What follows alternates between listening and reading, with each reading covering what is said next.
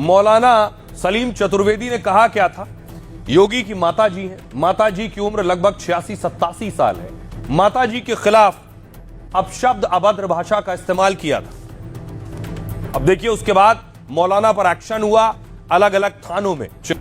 मौलाना ने रमजान के दौरान सीएम योगी की मां पर अभद्र टिप्पणी की थी।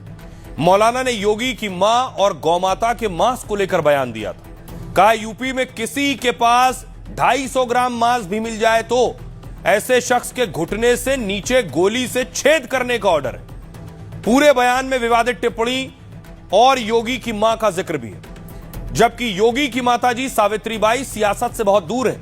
वो उत्तराखंड के पौड़ी गढ़वाल जिले के पंचूर गांव में रहती हैं। उनके पति आनंद सिंह बिष्ट फॉरेस्ट रेंजर थे जिनका निधन हो चुका है। पति रेंजर थे और बेटा सीएम है। फिर सावित्रीबाई साधारण जीवन फिर भी बिताती हैं। आरोपी का नाम है मौलाना अब्दुल सलीम कमर चतुर्वेदी कासमी और जो एक इस्लामिक स्पीकर है, राजनीति में भी सक्रिय चेहरा है। मौलाना बिहार में अररिया के जोकीहाट का रहने वाला है।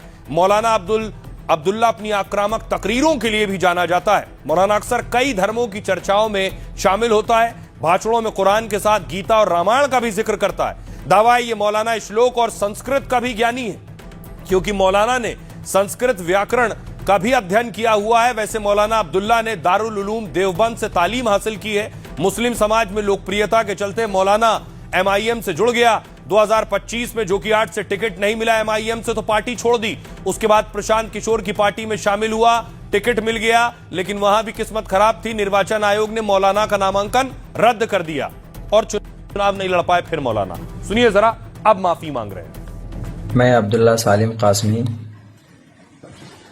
अपने एक जुर्म का एतराफ कर रहा हूं।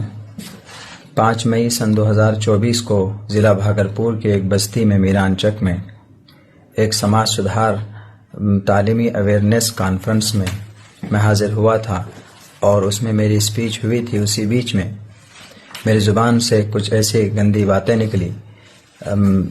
उत्तर प्रदेश के सीएम साहब के माता के लिए जो मेरी जुबान से नहीं निकलना चाहिए था। मैं अपनी इस गलती का बिल्कुल हाथ जोड़कर अपना एतराफ़ करता हूं और अपने इस माफ़ी मांगता हूं कि आइंदा से यह गलती मुझसे नहीं होगी। मौलाना माफी मांग रहे हैं कि दोबारा ये गलती नहीं होगी मुझसे। खबरों में